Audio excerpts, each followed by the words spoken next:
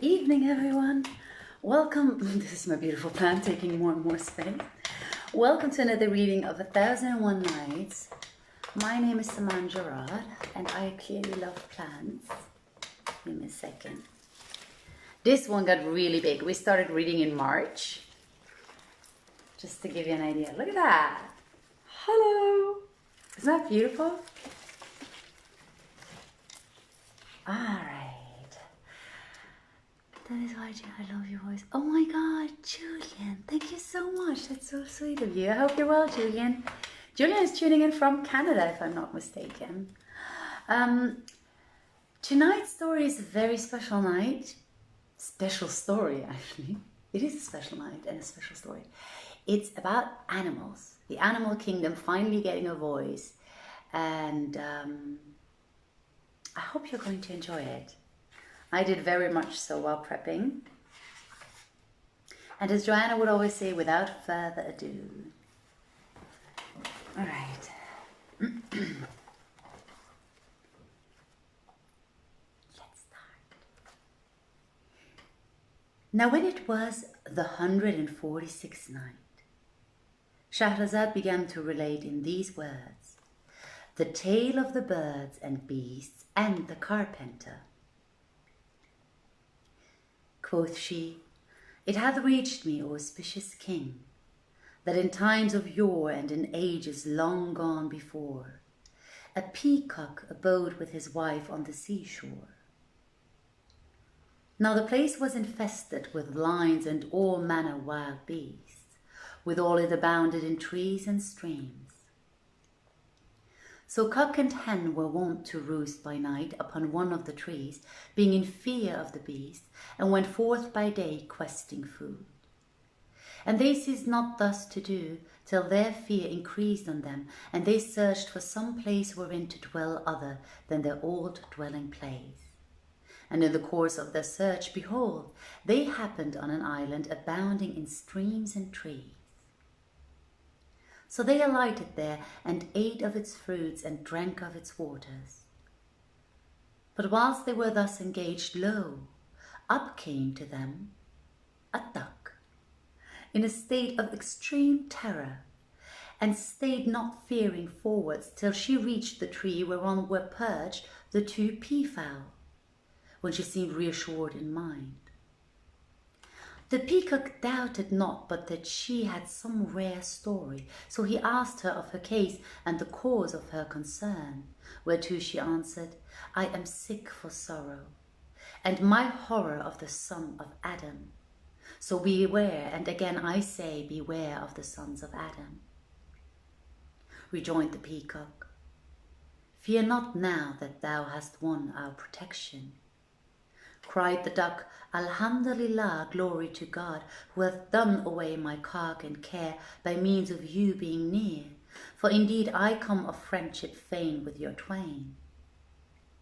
And when she had ended her speech, the peacock's wife came down to her and said, welcome and fair cheer. No harm shall hurt thee. How can son of Adam come to us, and we in this isle which lieth amiddlemost of the sea?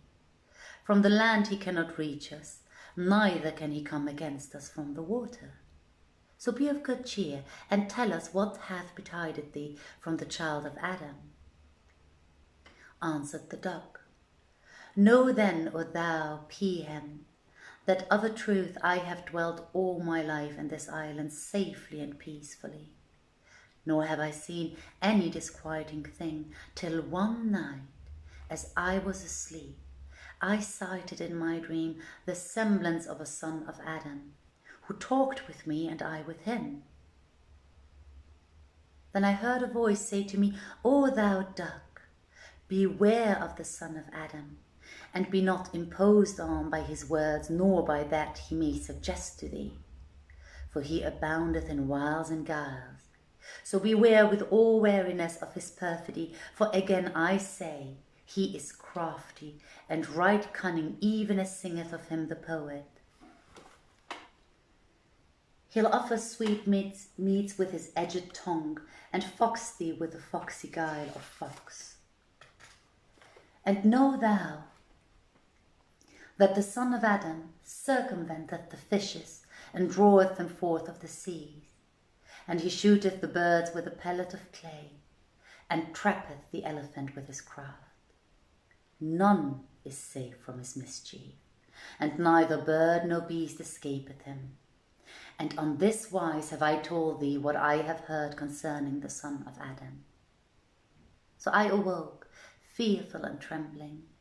And from that hour to this my heart hath not known gladness, for dread of the son of Adam, lest he surprise me unawares by his wile, or trap me in his snares.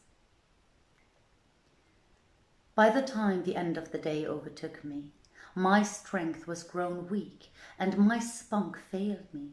So desiring to eat and drink, I went forth walking, troubled in spirit, and with a heart ill at ease. Now when I reached yonder mountain, I saw a tawny lion whelp at the door of a cave. And sighting me, he joyed in with me with great joy, for my colour pleased him, and my gracious shape. So he cried out to me, saying, Draw nigh unto me. I went up to him, and he asked me, What is thy name, and what is thy nature? Answered I, My name is Duck, and I am of the bird kind. And I added, But thou, who tarriest thou in this place till this time? Answered the whelp, My father the lion hath for many a day warned me against the son of Adam. And it came to pass this night that I saw in my sleep the semblance of a son of Adam. And he went on to tell me the like of that I have told you. When I heard these words, I said to him, O lion, I take asylum with thee, that thou mayest kill the son of Adam, and be steadfast in resolve to his slaughter. Verily, I fear him for myself with extreme fear, and to my fright a fright is added, for that thou also dreadest the son of Adam, albeit thou art sultan of savage beasts. Then I cease not, O my sister, to bid the young lion beware of the son of Adam, and urge him to slay him, till he rose of a sudden and at once from his stead, and went out, and he fared on, and I after him. And I noted him lashing flanks with tail. We advanced in the same order till we came to a place where the roads forked, and saw a cloud of dust arise, which presently clearing away, discovered below it a runaway naked ass, now galloping and running at speed, and now rolling in the dust. When the lion saw the ass, he cried out to him, and he came up to him in all humility. Then said the lion, Hark ye, crack-brained brute, what is thy kind, and what be the cause of thy coming hither? He replied, O son of the Sultan, I am by kind an ass, asinus caballus, and the cause of my coming to this place is that I am fleeing from the son of Adam. Asked the lion whelp, Dost thou fear then that he will kill thee? Answered the ass, Not so, O son of the Sultan, but I dread lest he put a cheat on me, and mount upon me. For he hath a thing called pack-saddle, which he setteth on my back, also a thing called girths, which he bindeth about my belly, and a thing called crupper, which he putteth under my tail, and a thing called bit, which he placeth in my mouth. And he fashioneth me a goad, and goadeth me with it, and maketh me run more than my strength. If I stumble, he curseth me, and if I bray, he revileth me. And at last, when I grow old and can no longer run, he putteth on me a panel of wood, and delivereth me to the water carriers, who load my back with water from the river in skins and other vessels, such as jars. And I cease not to wone in misery and abasement and fatigue till I die, when they cast me on the rubbish heaps to the dogs. So what grief can surpass this grief, and what calamities can be greater than these calamities? Now when I heard, O Pehem, the ass's words, my skin shuddered, and became as goose flesh at the son of Adam. And I said to the lion whelp, O my lord, the ass of a verity hath excuse, and his words add terror to my terror. Then quoth the young lion to the ass, Whither goest thou? Quoth he, Before sunrise I espied the son of Adam afar off, and fled from him. And now I am minded to flee forth and run without ceasing for the greatness of my fear of him. So haply I may find me a place of shelter from the perfidious son of Adam. Whilst the ass was thus discoursing with the lion whelp, seeking the while to take leave of us and go away, behold, appeared to us another cloud of dust. Whereat the ass brayed and cried out and looked hard and let fly a loud fart.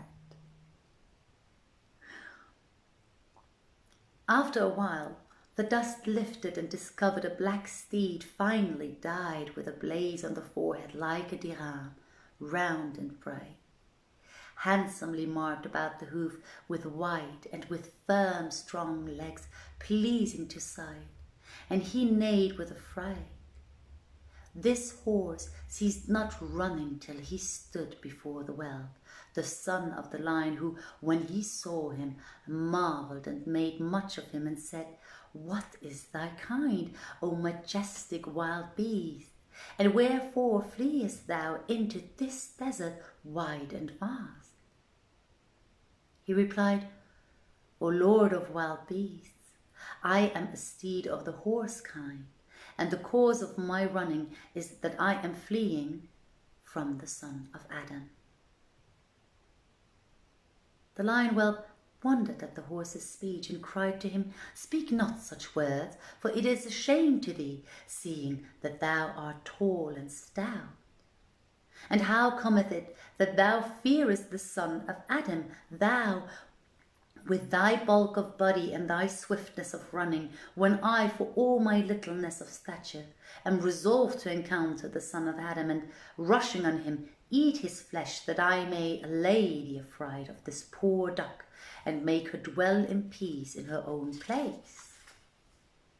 But now thou hast come here, and thou hast wrung my heart with thy talk, and turned me back from what I had resolved to do, seeing that for all thy bulk the son of Adam hath mastered thee, and hath feared neither thy height nor thy breadth, albeit wert thou to kick him with one hoof, thou wouldst kill him, nor could he prevail against thee, but thou wouldst make him drink the cup of death. The horse laughed when he heard the whelp's words, and replied, Far, far is it from my power to overcome him, O prince. Let not my length and my breadth, nor yet my bulk, delude thee with respect to the son of Adam, for that he, of the excess of his guile and his wiles, fashioneth me a thing called hobble, and applieth to my 4 legs a pair of ropes made of palm fibres bound with felt, and gibbeteth me by the head to a high peg, so that I, being tied up, remain standing, and can neither sit nor lie down.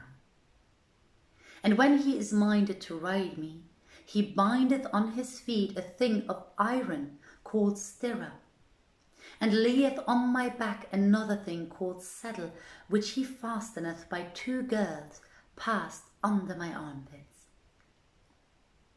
Then he setteth in my mouth a thing of iron he calleth bit, to which he tieth a thing of leather called rein. And when he sitteth in the saddle on my back, he taketh the rein in his hand, and guideth me with it, goading my flanks the while with the shovel stirrups, till he maketh them bleed. So do not ask, O son of our Sultan, the hardships I endure from the son of Adam. And when I grow old and lean and can no longer run swiftly, he selleth me to the miller, who maketh me turn in the mill, and I cease not from turning night and day till I grow decrepit. Then he in turn vendeth me to the knacker, who cutteth my throat, and flayeth off my hide, and plucketh out my tail, which he selleth to the sieve maker, and he melteth down my fat for tallow candles. When the young lion heard the horse's words, his rage and vexation redoubled, and he said, When didst thou leave the son of Adam? Replied the horse, At midday, and he is upon my track. Whilst the whelp was thus conversing with the horse, lo, there rose a cloud of dust, and presently opening out, discovered below it a furious camel, gurgling and pawing the earth with his feet, and never ceasing so to do till he came up with us. Now when the lion whelp saw how big and buxom he was, he took him to be the son of Adam, and was about to spring upon him, when I said to him, O prince, of a truth this is not the son of Adam, this be a camel. And he seemeth to be fleeing from the son of Adam. As I was thus conversing, O my sister, with the lion whelp, the camel came up and saluted him. Whereupon he returned the greeting and said, What bringeth thee hither? Replied he, I came here fleeing from the son of Adam. Quoth the whelp, And thou, with thy huge frame and length and breadth, how cometh it that thou fearest the son of Adam, seeing that with one kick of thy foot thou wouldst kill him? Quoth the camel, O son of the Sultan, know that the son of Adam hath subtleties and wiles which none can withstand, nor can any prevail against him, save only death. For he putteth into my nostrils a twine of goat's hair he calleth nose ring, and over my head a thing he calleth halter. Then he delivereth me to the least of his little children, and the youngling draweth me along by the nose ring, my size and strength notwithstanding. Then they load me with the heaviest of burdens, and go long journeys with me, and put me to hard labour through the hours of the night and the day. When I grow old and stricken in years, and disabled from working, my master keepeth me not with him, but selleth me to the knacker, who cutteth my throat, and vendeth my hide to the tanners, and my flesh to the cooks. So do not ask the hardships I suffer from the son of Adam. When didst thou leave the son of Adam? Asked the young lion. And he answered, At sundown. And I suppose that coming to my place after my departure, and not finding me there, he is now in search of me. Wherefore let me go, O son of the Sultan, that I may flee into the walls and the wilds. Said the whelp, Wait a while, O camel, till thou see how I will tear him, and give thee to eat of his flesh, whilst I crunch his bones and drink his blood. Replied the camel, O king's son, I fear for thee from the child of Adam, for he is wily and guileful. And he began repeating these verses. When the tyrant enters the liege's land, naught remains for the lieges but quick remove. Now whilst the camel was speaking with the lion whelp, behold, there rose a cloud of dust, which after a time opened and showed an old man, scanty of stature and lean of limb. And he bore on his shoulder a basket of carpenter's tools, and on his head a branch of a tree and 8 planks. He led little children by the hand, and came on at a trotting pace, never stopping till he drew near the well. When I saw him, O my sister, I fell down for excess of fear. But the young lion rose and walked forward to meet the carpenter. And when he came up to him, the man smiled in his face and said to him with a glib tongue and in courtly terms,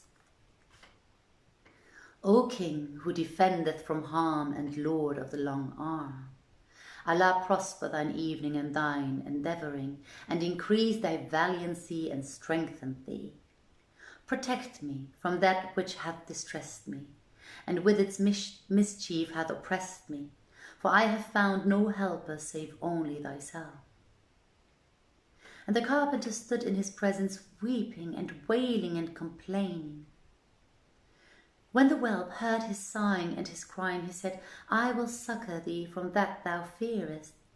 Who hath done thee wrong, and what art thou, O wild beast, whose like in my life I never saw, nor ever espied one goodlier of form or more eloquent of tongue than thou? What is thy case? Replied the man, O lord of wild beasts, as to myself I am a carpenter, but as to who hath wronged me, verily he is a son of Adam. And by break of dawn after this coming night, he will be with thee in this place. When the lion whelp heard these words from the carpenter, the light was changed to night before his sight, and he snorted and roared with ire, and his eyes cast forth sparks of fire. Then he cried out, saying, By Allah, I will assuredly watch through this coming night till dawn, nor will I return to my father till I have won my will. Then he turned to the carpenter and asked, Of a truth, I see thou art short of step, and I would not hurt thy feelings, for that I am generous of heart. Yet do I deem thee unable to keep pace with the wild beast. Tell me then whither thou goest. Answered the carpenter, Know that I am on my way to thy father's vizier, the lynx. For when he heard that the son of Adam had set foot in this country, he feared greatly for himself, and sent one of the wild beasts on a message for me, to make him a house wherein he should dwell, that it might shelter him and fend off his enemy from him, so not one of the sons of Adam should come at him. Accordingly, I took up these planks and set forth to find him. Now when the young lion heard these words, he envied the lynx and said to the carpenter, By my life, there is no help for it, but thou make me house with these planks, ere thou make one for Sir Lynx. When thou hast done my work, go to him and make him whatso he wisheth. The carpenter replied, O lord of wild beasts, I cannot make thee aught till I have made the lynx what he desireth.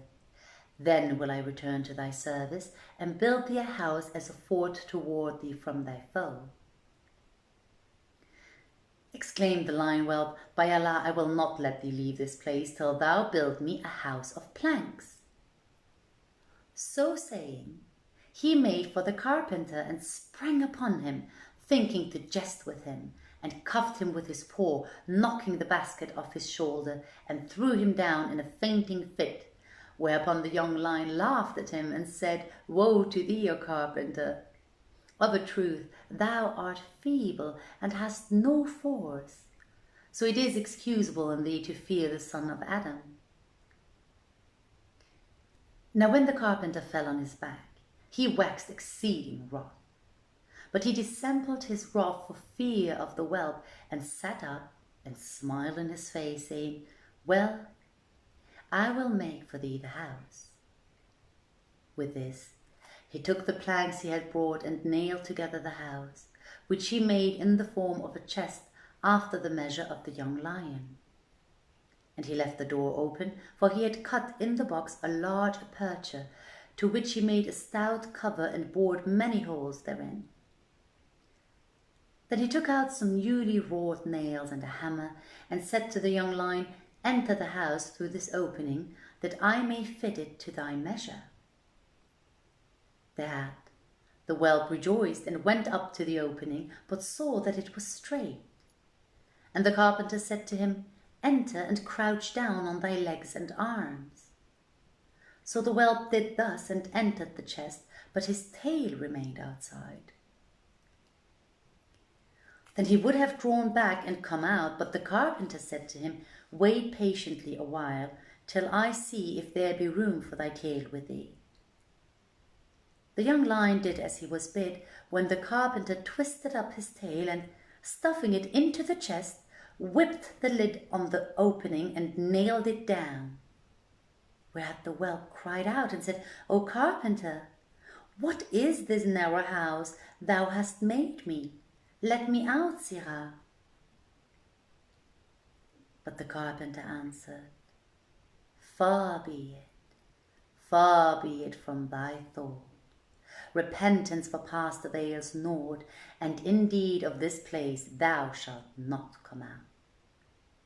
He then laughed and resumed, "Verily, thou art fallen into the trap, and from thy duress there is no escape, or vilest of wild beasts."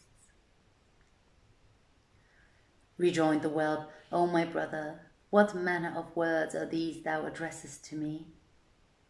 The carpenter replied, "Know, O dog of the desert, that thou hast fallen into that which thou fearest. Fate hath upset thee, nor shall caution set thee up."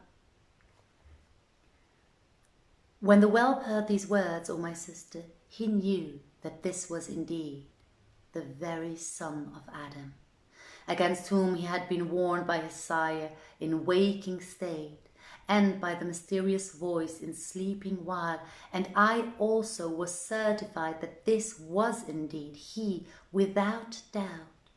Wherefore great fear of him for myself seized me, and I withdrew a little apart from him, and waited to see what he would do with the young lion. Then I saw, my sister, the son of Adam dig a pit in that place hard by the chest, which held the whelp, and throwing the box into the hole, heaped dry wood upon it, and burned the young lion with fire. At this sight, O sister mine, my fear of the son of Adam redoubled, and in my affright I have been these 2 days fleeing from him. But when the peahen heard from the duck this story, and Shahrazad perceived the dawn of day, and ceased to say her permitted say. Oh, the sons of Adam. It's a beautiful story. I hope you enjoyed it. Sorry, my foot fell asleep. If you'd like to listen to the rest of the story, whether or not the duck is going to be able to save itself from the son of Adam, please tune in tomorrow. Joanna will be online at 9:45 Central Eastern summertime, still, but changing soon. Fall is coming over here. Thanks all for tuning in. Wherever you are in this world, I wish you a good morning, good day, good evening, good afternoon, and a wonderful good night.